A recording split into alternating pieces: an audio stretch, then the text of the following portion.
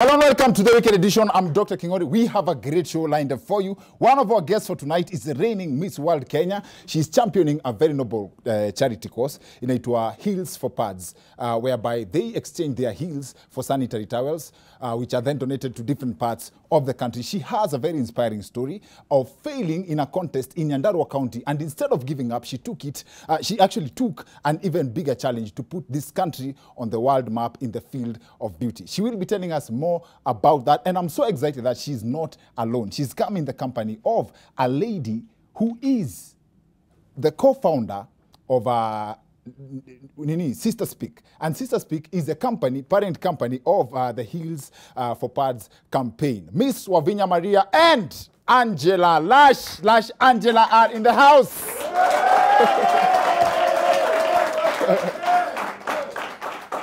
I think that's because I say that intro in a lash. But now, also in studio is the CEO of Ahadi Trust, an organization leading the anti-jigger campaign in Kenya. I could have talked about kicking jiggers out of Kenya, but then it hit me that you can't kick jiggers because the whole point of an anti-jigger campaign is avoiding jiggers from coming into contact with your feet. The gentleman behind this noble campaign against these parasites is one of our guests for tonight. Dr. Stanley Kamau is in the house. Wazi, I'm also very, very excited because sengine siupata love mob sana kutoka different parts of the country and tena zingine za kutoka outside the country. Leo, a friend, one of our friends, a fan of the show and a friend of the show, ametoka US and he's made a point to come watch the show. Right behind Dr. Stanley Kamau, kuna gentleman anaitwa Alan Kemboi. Shout out, Alan. Asante sana for coming through. Asante sana maze. Tuna appreciate your love na team diaspora wote na kila mtu anatuwatch kutoka home. Also, kama kawaida, I've got great news coming through. Zile call rates nimekuwa nikiwaambia ama nikiimba hapa za 1 shillings and 50 cents per minute ziko pale. All thanks to Telkom Kenya. More details coming up, but first, NYS suspect Phyllis Ngirita broke down following the freezing of her accounts, and this statement from a voiceover of sadness that she produced outside the courts stood out for Kenyans. Miaka mbili tumeteseka. Mimi leo nimeamka saa 11 kuja hapa kotini. Niko na mtoto anasoma, mtoto aliwacha shule. Mtoto sasa ameelekea kuwa chukura. Mimi huwa najifanyia pesa zangu. Pesa zangu zote ziko NYS, ziko paid in bills. Na mimi nimerequest tu wanifungulie tu account na nipe pesa kwa kukopa. Wamekataka kufungua hiyo account. So mtoto hata hawezi ongea Kijerumani. Mtoto anaongea ni Kikuyu na Kiswahili ama Kizungu. Sasa mtoto amekuwa nikuja kuona vile nadhulumiwa kwa koti kila siku. Diritas wametolewa kwa sacrifice na mimi naomba president penye yako. List ya NYS, hawa watu wagejaa SGR. Hawa watu wako wapi? Sisi tunateseka tukiambia 9 billion. Sasa mtu huwezi yenda muombe maji ya kunywa. Wanaonanga tu 9 billion. Yes, first of all, it's funny that ajasema ako innocent ama nini, but I'm no judge. And her claims may be legitimate. One thing I can tell for sure is that her definition of chokora is inaccurate. Ukisikia mtoto anajua Kizungu, Kiswahili na Kikuyu, what's the ideal kid that comes to mind? Remember our president. Oh my Lord, remember the president. Oh Lord, give them favor. Oh my Lord, give them courage. Now, aside from the controversial definition of chokora, there's a point most people missed. The fact that lack of money imefanya Kijerumani imeevaporate kwa akili ya mtoto von Bismarck brings up the point that what you speak is directly proportional to how much you have. Unafikiria kwa nini kukaa hivi ndio sign language ya kukosa kitu? Here's an even practical example of the relationship between pesa na vile mtu anaongea. Ushaipanda gari ya Kayole pale Mudhuru ukasikia watu wakiongeleshana. Silence. Najua kila mtu si kila mtu ameenda Kayole. So here's another example. Why do you think kila mtu anakanga kwa ile bench ya pale Hinton anakuanga amenyamaza? You get the message. That's the same reason there's a certain amount of money you need to have ndio hata usalimie watu kwa family gathering. This right here is a reaction that broke uncle. Guess akijaribu kutoa maoni kwa family gathering. I was thinking, as who? Now, that's just how the world is designed. It's only Telcom that gives you a chance to talk hata ukiwa na pesa kidogo.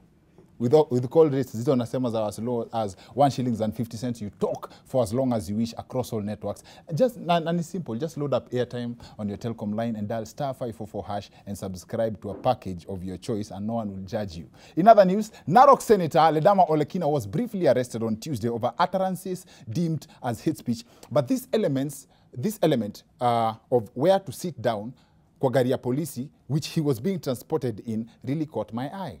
Let's go. Why don't you just cooperate? I'm cooperating. Don't create any scenes, unnecessary scenes. I don't create scenes. I will not press you. I'm just. I have told you I am ready. It is the law. It is the law to be pushed inside. No, we're not pushing you. We're not pushing you. Please, just cooperate. Mheshimiwa, I must sit here. You must sit here? Yes. You don't spoil my jacket. I have to remove it. I won't. Excuse me. Let me stand up, remove it, and I sit in the middle. You know, I came out. Mimi, yero kwa nini? Hey, yeah. Let me tell you. There's no problem. A coward dies 1,000 lives. A soldier dies but once. And I'm ready. Please. Total crap. Twende.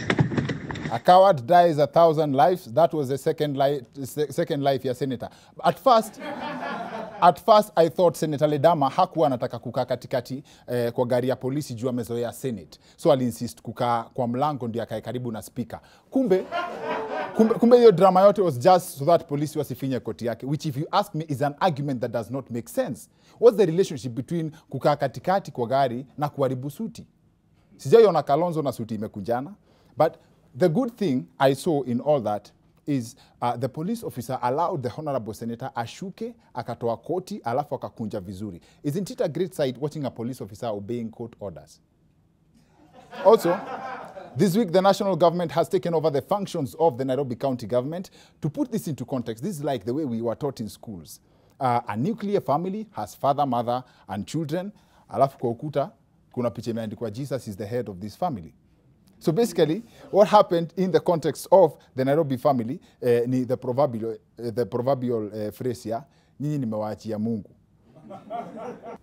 Now, there is this video of a proposal gone wrong that has been doing rounds online for a better part of this week. Wow. Wow. Say yes. Wow. If my money said no, you're crazy. You came all the way from Mississippi. You my damn shoe, bro.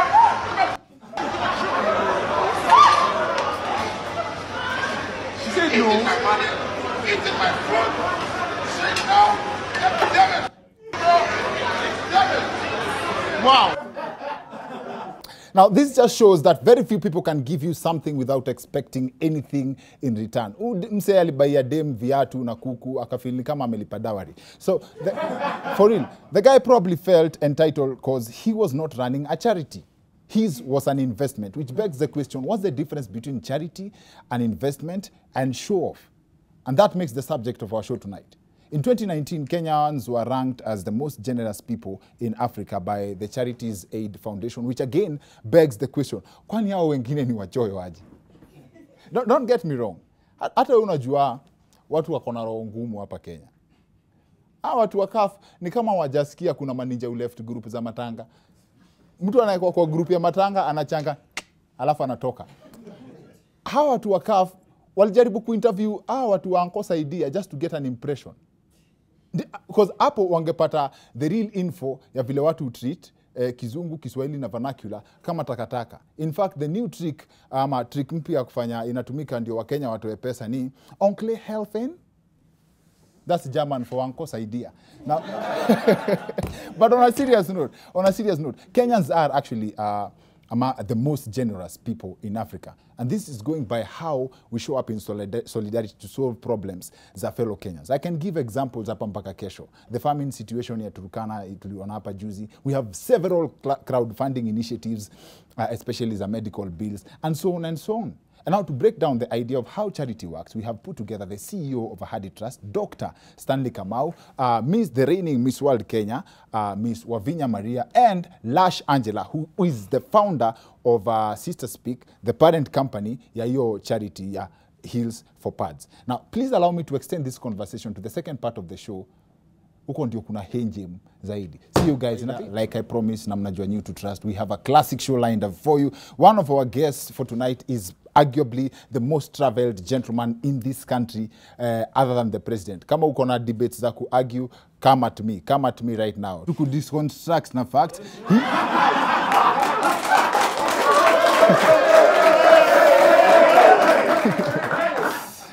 Kizungu mimi si mchache, naweza kuwa sijui German, but Kizungu yangu si ya chokora.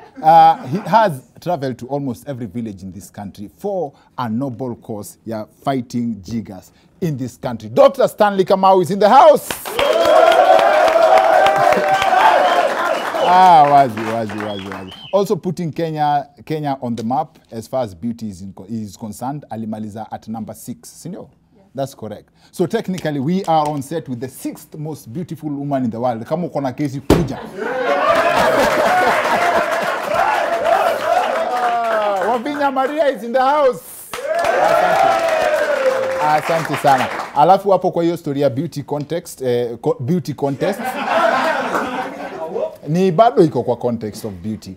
Kwa context ya beauty na beauty contest, unafaa ufanye charity for at least 1 year during your reign.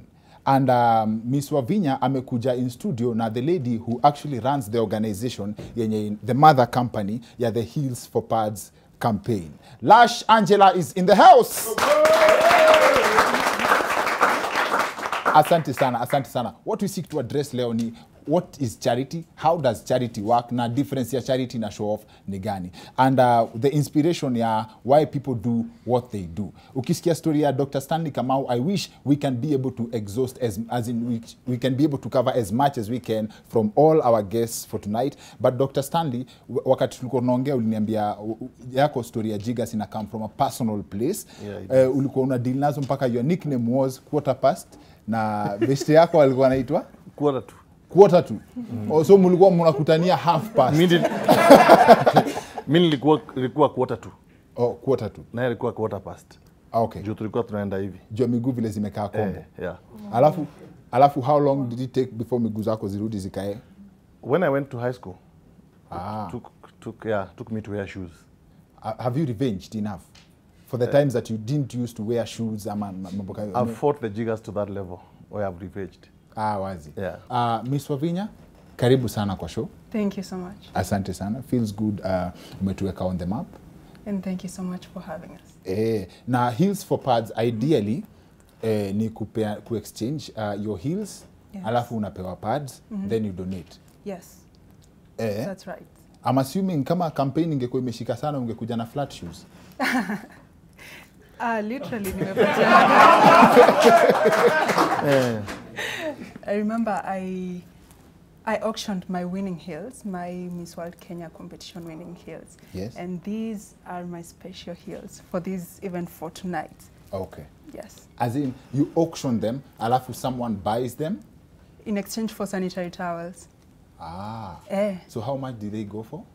For 2,000 shillings. 2,000 shillings? Yes, wow. But now we exchanged that in form of sanitary towels of equivalent value. Na sasa Miss Angela Lash, nini ili inspire mchague specifically, mademo kona shida mo, but specifically heels? Tunajitanga Ministry of Confidence. So msichana kiva heels, she's very different. So when you wear heels, you have a different posture. You're more confident in how you approach the day. But when you're in flats, you're more casual and simple. So it's a twofold initiative. You've got people who are in university who technically don't have the ability to maybe to spend 1,000 on a new pair of heels, but can spend 500 and get a second-hand heel, which they can use for an interview. So this girl who's in university then in turn helps another girl who's on her journey to get to where she is. Look at how deep that is. Like heels in a portray personality, and hizo sisi kama machali, I admit na naongelea wote wenye wako hapa na wenye wanawatch kutoka home, heels ina determine how tall you are or how short you are. Kuna kitu kingine tunafikirianga. Alafu when it comes to charity and giving, Dr. Stanley aliniambia kitu moja interesting sana. Nimuuliza, why do you give? Akaniambia, we don't give because we have excess. We give because we have access. Unaweza explain to yo kidogo? What I wanted to tell you is that like now what they are giving, like the shoes and everything else. Yes. I don't have to have money to buy shoes, but I can come to your wardrobe, you give me a pair of shoes, and then I'll be able to give to the person who is in need. That way, I will not even have spent a coin. Maybe all that I have spent is a phone call and maybe transport to your house. So that what that means is I don't have any excess money in my pocket, but I have been able to get a shoe from you and I give to the poor person who is in need. Maria, kwanza wewe uko na very interesting story. You have a nickname. Yes. Ya home. Yes. Ni? Maya. Maya. Maria anaitwa Maya for a very simple reason. Kungoa. Ama? Yes, definitely. So some people in my account, actually all my friends, some of them be like, Malia. And I'm like, no, it's not Malia, it's Maria. So a friend of mine comes in with a solution and she's like, so we just call her Maya because it's so close to Maria instead of calling her Malia. Really? And, yes. And that nickname stuck? But yeah, I won't drop Malia. It's closer to Malia Obama, isn't it? In the spirit of giving, kupeana, do you help everybody you see? Like, where do you draw the line? Like, unakuanga selective muchoyo ama selective giver? At first, you have to identify the person who is really in need and what they really need. Okay. So that's what we do before we focus on the level ya msoto. Yeah, but also how is this idea kila mtu, and you can't fix everyone's problems. There are places that you get to use your own resources, because sahi ukisema ati you want someone to donate shoes, unampeleka kwa mtu who needs shoes, you know? That makes you a broker. Do you get to a point, you use your own resources? No. There is no charity without you using your sacrifices. For you to start a charity, you must sacrifice. You must have your own money. You're not going to ask people for money if you don't have money. Thank you. You cannot come from high school, go and do your degree, and decide to open an office, have a table, ask people to give you money to go and fight any kind of illness if you have not put your own resources into that. And some of these things to tell people, give me transport, then if you're not able to go and help somebody, then you are the ones who need more help. Good point. That's a good point. Let me tell you one thing. I'll talk about myself. I started Ahadi Kenya because I had already made some profits where I wanted to put into the organization to help the poor people. And even today, if I ask people for money, I never ask them to give me transport, because you must also use your own resources to support those people. You don't have to go there. You can send a rider to take whatever. You don't have to be physically supporting somebody to be seen that you have supported. Today, if you tell me you have a primary school, I can tell you I'm going to give you 200 pairs of shoes. It's for you to take those shoes to the school. But if I give you, then you ask me for transport, you are making it an enterprise out of me. So the best thing we should learn is that if you don't have money to start an organization and to put the seed in it, stop doing that business, because it's not charitable. It's not charity anymore. And we should be very, very careful, because for me to come to you, I must show you what I've done with my little resources. I tell people that before I started Ahadi Kenya, I was richer than today. But what God has done is that as I continue doing his work, he also does mine. He blesses me more. So it's very hard for me to become poor, Akingoli, because God has directed me to do the things that he wants me to do for his people. And again, I've told you, if God has directed you to do something, if you do not do it, you pick somebody from this crowd who will do your work, and then you'll be left complaining that there are no blessings coming your way. It's because if you do not do what God has appointed you to do, he'll appoint somebody from nowhere. And again, a very important point. When you talk about charity, we only think about the poor people in the villages, the one without shoes, the one without sanitary towels. Everybody here is needy. Yes. Even you. Today I can come and tell you, no, you're very needy, by the way. Even you today, there's somebody who can come and do a CSR on you and a charity on you and improve on your life. And tomorrow you'll be the CEO of this Nation Media Group. It doesn't mean what do I need? What do I need? It doesn't mean. Even here, maybe there are students here who would want to do masters. They have no money. You can support. It doesn't mean they are poor. But charity is helping someone to move from a disadvantaged level to a very advantaged and a more dignified level. Before I let you go, one of our audience members had asked what they look for to qualify as Miss World to represent on the Nini wanaangalia then. Before we talk about beauty with a purpose. Well, apart from the physical features, you must have a minimum height of 5'7" foot tall. 5'7". For the ladies, that is. Then why do you need the heels? 5'7" is okay. Personally, I'm 5'9" foot tall. 5'9". Yes. Yeah. Okay. And apart from that, you must be a very kind and generous person, because it's not all about what you see. It's the essence that you give people whenever you're around them. You must be a very kind and generous person. Yeah. How do they determine that? Because that's how most relationships start until you get to 6 months. But how do they determine that you are kind and generous for real? Well, that's the purpose of the boot camp, the 2 weeks boot camp before the final competition. Because, you know, you can put on a show for the first 3-4 days, but after things start getting hard on the final week, definitely you're going to pull down. You're going to show your true colors. 2 weeks boot camp. Yes. Sawa sawa. Alafu, what events that you guys are organizing before we let you go? Any events, upcoming events, charity? And sure. So for those, the ladies who will be watching, if ever you want to get access to our hills and bring us sanitary towels, actually on the 7th of March, we have something called the Sisters Market, where we'll be celebrating women, because it's the International Women's Day. It will be taking place, can I say the place? Yes, sure. Okay, it will be taking place at the Alchemist, so you'll be able to have access to the hills, and you can bring your pads. And then we also have put together a wonderful panel of speakers who can talk on business, they can talk on career, money, relationships and diversity. So it'll be a very wonderful event, bringing women together to celebrate themselves, and all the vendors of the day will be female, so you get to support female-run businesses. Thank you. And you can bring the donation of pads, you can bring donation of heels, you can bring both, you can send your contribution. We have a pay bill, which is 530-100, and account is H4P. You can find us on any social media platform as @SisterSpeaks254 or @Heels4Pads. Asante sana. Asante sana. Thank you to everyone who's made this possible. Our studio technical operators, kila mtu, director Mark, kila mtu actually. I think nafaa kuwa na a whole list ya everyone who makes this possible. Me tu ndio mnaona hapa, but kuna wasi wanafanya job hapa up and down to make sure that this comes to you straight. Also, that's on the technical side.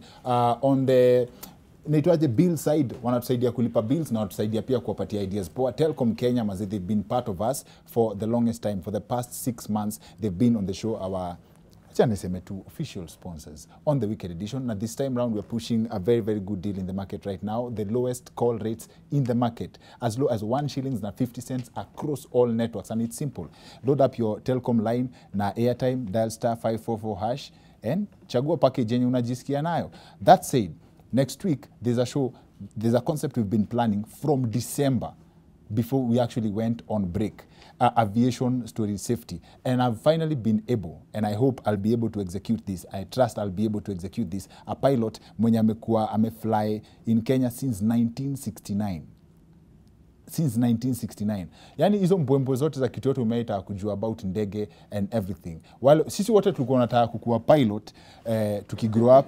Sisi wote, at least mimi nilikuwa nilikuwa nataka kuwa ama doctor, but wale wasi walikuwa nataka kuwa pilot. Na everybody, this is a show for you. Tunajua what happened hapo katikati ni y equals mc square niyo. That happened na algebra and everything na physics, but I think it will be a great show ya ku-encourage wase na ku-encourage msunajua. So ask people to tune in next week. inafaa ikuwe nzito sana. Otherwise, thank you for joining us tonight. That's it for the Wicked edition. See you next week. My name is Dr. Kingori.